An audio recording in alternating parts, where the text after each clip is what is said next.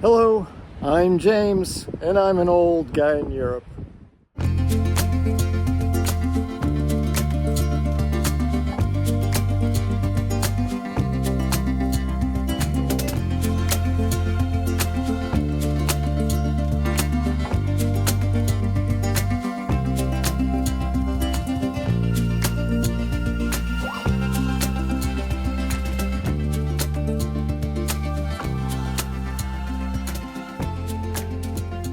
Hello, and welcome to another episode of An Old Guy in Europe. In this episode, I once again talk with Carl Munson as a featured guest on his Good Morning Portugal Show back in December of 2023. In it, among other things, we talk about my relationship to the Banana Slug, attending a beer festival in Óbidos, or Óbidos, mac and cheese, introversion, and energy management, and a different perspective on the Christmas holiday season. So, as always, I invite you to please sit back, relax, and enjoy. Let's give him a nice big round of applause, but not until, nearly forgot there, didn't I? Not until we've heard his theme tune. I saw him at the beer festival, and we'll find out what the slug are made of. Oh, slugs and beer. This could actually be awkward, could it not?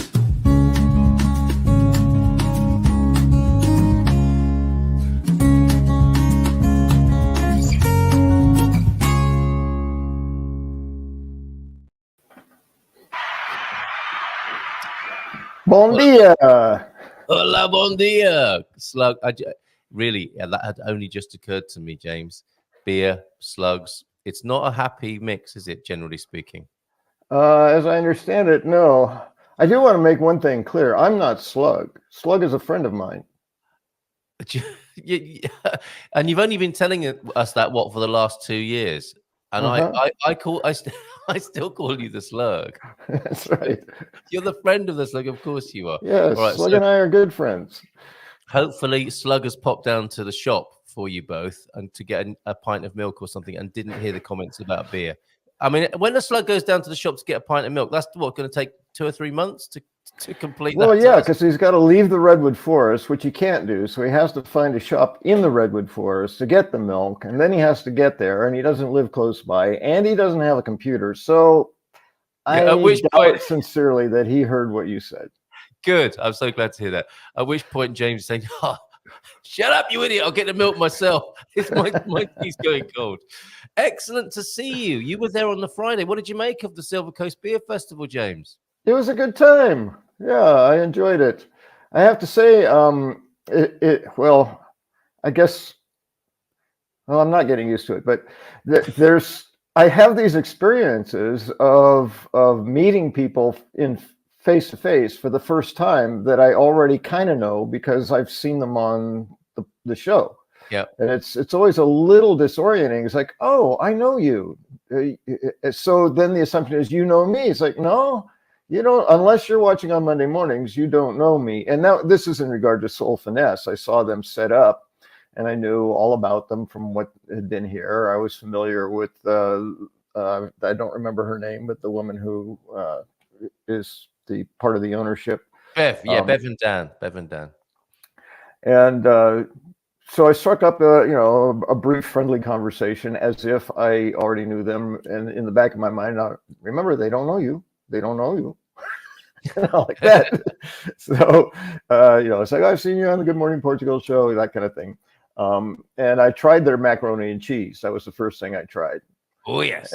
And they wanted an authentic response to the first taste of their mac and cheese. Probably, well, I don't know, maybe because they knew I was from the United States. Mm.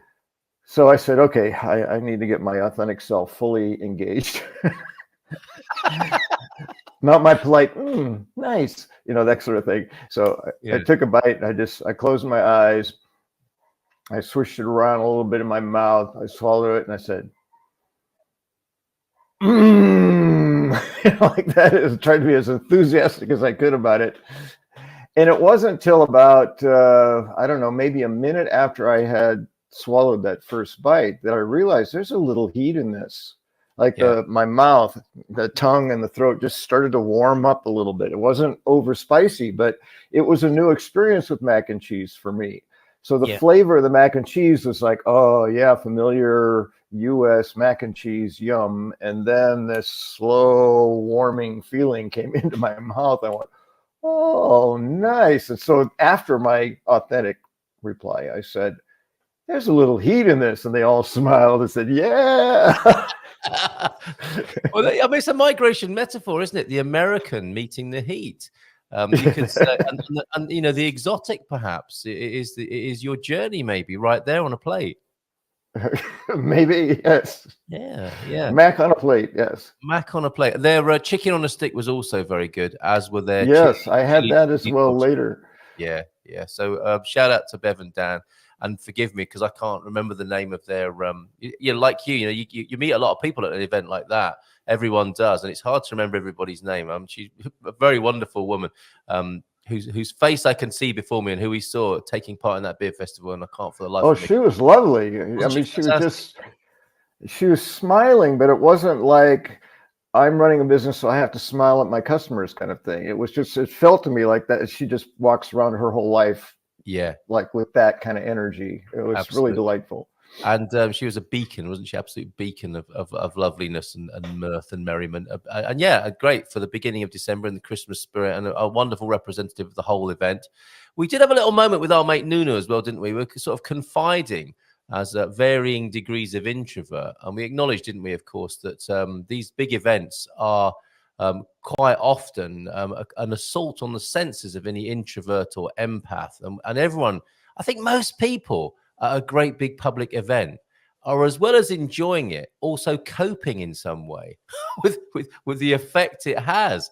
Because we know, don't we, that, the music and the drinking and the dancing is often a way to avert our consciousness away from our existential angst. And nothing wrong with that. We all need a way. And then for the more sensitive, if I may include you in that, it can be quite an assault on the senses. So how was that for you? Well, I've had a lot of practice over time. Once I became aware of what was going on, which was quite an enlightening moment for me. I was sharing my experience of my sister with another woman, because my sister was a little difficult to deal with. Sorry to laugh. It's just yes, and I was explaining this feeling of the abyss, being on the edge of the abyss. I was just being sucked into a black hole. And she said, "Oh, so that's how your sister's feeling." And I said, "What?" And I really had to think about that. What the hell are you talking about? No, that's how I was feeling. And then she said, "Do you typically feel like you're on the edge of a black hole getting sucked in?" I said, "No." She said, "When do you feel that?" I said, "When I'm talking to my sister. I just told you that." She said, "So it's not you, it's your sister." And I said, and then she said, "You're empathic. You're picking up on your sister's energy." And I just went, oh, like my whole world just in that moment just opened up. It's like, no wonder, when I go into a big city, I'm exhausted when I leave because there's just all this energy and I'm not really aware of it. I'm just aware of this sort of, so what you just described is where I was maybe 10 or 15 years ago. But once I got the awareness, I started learning how to manage that and to not own it and to just keep breathing and do the things I needed to do to, as best I could, just not be inundated with all this energy. I still, leave a big city exhausted. So it's the same experience. I go to this event. It's fun. There's lots of activity. It's really loud. You can't hear anyone talking. You're engaging new people that you haven't met before all over the place. Most people wouldn't guess that I'm introverted, or I don't know what they might think about being empathic, but when I leave, that's how I know. The cheap measurement of, are you an introvert is, are you energized by being around a lot of people like that, or are you exhausted? And for me, I'm always exhausted. So during the event, I'm fine. Toward the end, I start I just kind of need to sit down and be quiet for a while. And then when I get home, it's like, good night, world. I'm out. I get it. And it's probably a little bit like a computer, isn't it? That's using a lot of resource. It heats up. Yeah, you have to kind of pull Well, the those battery, resources. that's what Yeah, I use. The battery yeah, is being drained. yeah, And yeah, the recharge is the rest. yeah, My understanding of the extrovert is the recharge is the after party. It's yeah. like, give me more, and that charges me up. If I Yes. don't get enough, then I start feeling so. Yeah. It's So, really and poor I think that man's. may come, yeah, that might come as a revelation and help to other people who think, oh, I'm so antisocial. I go to these big events and I go home exhausted. It's quite a lot to deal with for the sensitive soul. And you know what? Underneath it all, we're all sensitive souls. So it's not a parsnip in a petri. No, James. That explains the funny looks I get singing that song. How long have we been singing it like that now? Too long. Yes, right up until today, I guess. Partridge, mate. Ola, I love the holiday photos. Well, I'm glad you do. There's going to be more of them. We are day 4 of our advent calendar, of course. Keep those videos coming. 913-590-303. And I've noticed we tend to see a lot of those this time of year. I haven't quite made the association yet. So much to learn. Every day is a school day, isn't it? That's right. Let it. Especially for this one.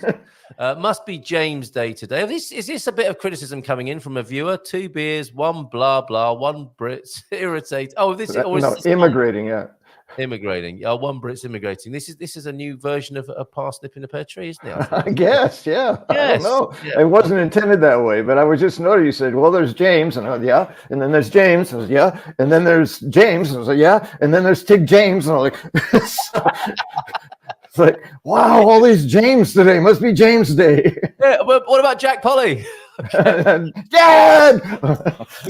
See. Oh, excellent. Aviva, I was going to ask you this. Given that you like the holiday lights, if you can send us some from Funchal, then we'll have Madeira represented. Let's get them coming in from all over the world. Thanks again, Naib, for your kind contribution.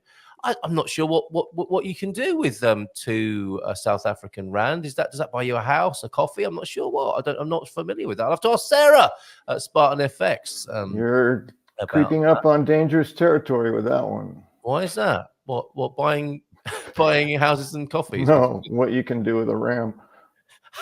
Okay, let's back up the truck. Pull out of this cul-de-sac quick. Okay, Antonio F. Just 637 years, still a bit far from 700 of the 1386. Of course, I won't be able to watch those celebrations. Not many Come of us on, here be will. optimistic, Antonio. Yeah, you come might on, make it. Antonio. Yeah, he can be so negative, can't he? Right, James, did the beer do it? Did the travel do it? Have you had any mindful migration reflections that you wish to share with us that have come upon you just recently? I have. I'm still wanting to share that piece that I wrote, and I'm not quite sure. Somehow, I think reading the whole thing might not be all that interesting, but maybe I'll just sort of summarize the content. About, I don't know, 10, 15 years ago, I was thinking about the holiday season, and it was probably a challenging year that year for me. And I realized, all this fa la la la la and all this, the joyful season stuff, I wasn't quite feeling it. And Right. And I said, man, I realized in that realization that there's a lot of pressure to be fa la la la, singing happy and having lots of joy just because it's December. Like, the life doesn't say, oh, it's December. Let's take all your burdens away and just bring nothing but joy into your life so you can be joyful. And definitely there's a choice about, choosing joy over something else. But sometimes it's overwhelming. And, it's consistent with some of the old traditional stories, A Christmas Carol being, maybe one of the oldest along the way, where not everyone has this same experience of Christmas. There are people who are hungry. There are people who are homeless. There are people who are cold. There are people who are being laid off from jobs. All of this is going on all the time. But at the holiday season, it seems to be that much more significant because of this pull. So my intention was just to raise awareness that, there's a wide range of experiences of the holidays, from the joyful family gatherings in warm homes and sharing gifts and Santa Claus, to people who are really destitute, and Yeah. to just be mindful that people may be struggling during the holiday season and trying to put on a good face. So Yeah. it was mostly about just being aware, be sensitive. When you do say hello and how are you, like really mean it. Check in. How you doing? Yeah. And see if you can pick up on some energy of, fine. No, really, I'm fine. That kind of thing.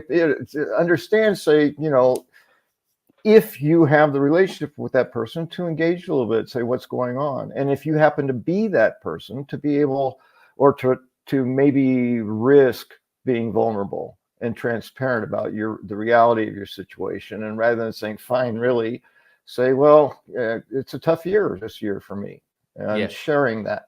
I think that is as much a spirit of the holiday season as the joy and the singing and the fa la las.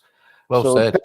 That's the essence of what I wrote. It was a little more organized and eloquent, I think, in the writing. But I have shared that on my Facebook site, on my professional Facebook site, and with I always forget what the expats, not expats, the Good Morning GMP Portugal. VIP. Yeah, Yeah, it. GMPVIP.com. It's over there. That's a screenshot from over there. And yeah, there's if you want that, if you're not a GMP VIP, I'm sure we can get that to you. James's reflections on that.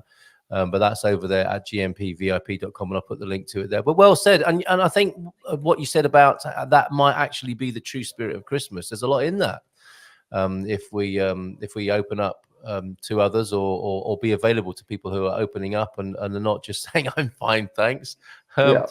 There's always something going on, isn't there? A little bit of a stone in the shoe, and it depends on the size of the stone for most people, I think. And there are other ways of giving. Like we don't. Some of the pressure is commercial. Well, a lot of the pressure is commercial. It's about buying and exchanging gifts. It's like, well, I just got laid off. I'm not sure I'm going to be able to pay rent this month, and I'm supposed to be buying Christmas gifts for people. That kind of pressure can be there too.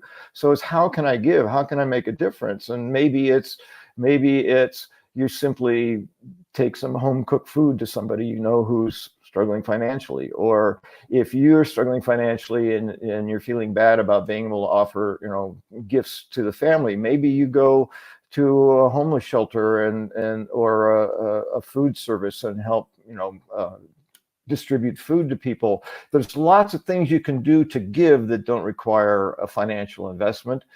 There's things you can do even if you have the resources that you can do that may have a bigger meaning than a present from whatever store you may go to. So for me, it's just about expanding what it means to be in this time of the year. It's not life. Life doesn't care. It's just another cold winter. This is life. But we bring this to December. So what do we want to, if we want to emphasize this time of the year for all the good things, the joy and the spirit and all of that stuff, what can we do to maximize that in a way that really makes a difference for folks? Yes. And I suggest that it's not some trinket you bought at the toy store. That's just my suggestion. Enough. I feel like I need to lie down on your couch now because I've got something. I've got something I want to share. At which point you're welcome to say I'm listening. I am listening. Okay, right. Thank you. Wait a minute. Go ahead, caller. I'm listening. How's all right? Is there such a thing now as kind of happiness shaming? I think I don't. I'm not. This isn't like but James. I completely agree with all you've said. And I'm aware of something going on in our culture now that I'm not entirely comfortable with, which is now when you feel kind of trouble-free and happy, it's as though you should be bothered about something. Do you know what I mean? It's like there's always something, there's something or someone that needs taking care of. And if you're happy, it's because you're not sorting out the world's problems anymore. Does that make any sense? It makes a ton of sense. Yes. And it took me immediately back to my wonderful mother, who once said to me when I was a hairstylist and I had my hair long at the time, she said to me, and it was around the holidays too, because I was at the house where I grew up during that time. She said, she could be very blunt and she wasn't being mean, but she said, I don't like your hair that way. I like it when it's shorter. And I said, Mums are Okay, allowed to say that, aren't that's they? right. Thank you for sharing, Mom. Um, Thank you for and sharing. and what I told her is that if I decided how my hair was going to be based on the feedback I get about my hair, Yeah. I would have to change it every 5 minutes. Yes. Because Yeah. there's always going to be someone who likes it and someone who doesn't like it. There's someone who say tweak it a little bit and someone say change it completely. There's always, no matter what you're doing in your life, there's going to be people with opinions. And some of those people are going to express those opinions. So for me, it's really about just being your authentic self. If you're joyful, Yes, there you be go. joyful. If you're not, if you take your joy away from the world, how is that helping anybody? Thank you. That's what I needed to hear. I'll get up off the sofa now. I mean, the couch. So psychiatrists don't have sofas, do they? But I mean, not for their clients anyway. Thank you for that, because we are. There is an age. We're in this age, aren't we? Where it's like, right, I'm going to go out to eat, and it's like, oh, do I drive or walk? Because if I drive, I'm going to pollute the planet. And that's even before you've got to the restaurant. You go into the restaurant, it's like, oh, I bet these people in here are really low paid. I better give them a big tip. Yeah, that one looks low paid and could do with an extra tip or something. You go all these judgments going on, and then shall I have meat or not? Because it's really bad eating meat. I was just reading an article about that. Should I be vegan? No, because that plant-based thing is even worse. And shall I drink? No, drinking's really bad for me. But then again, if you drink in Portugal, it helps the economy. And like, instead of just sitting there and enjoying your flipping meal out, this whole thing is going on, isn't it? That is, I think, has been. I don't know where it's come from. But I can certainly see this pattern in myself and other people as this kind of way of life in our culture, that there's always something you should be bothered about or sorting out. And that might be true, but I think what you're saying is it's not your responsibility all of the time to do that.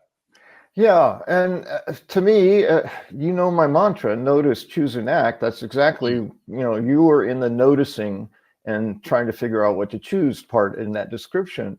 But once you make the choice, then be good with the choice. Make a choice that you're happy with. And the part of it is the confusion. You get confused. There's so much feedback. And I attribute that to the day and age, primarily technology. I heard a wonderful thing, and I wish I could remember who said it. But they said modern man is not wired to know everything that's going on in the entire planet right now.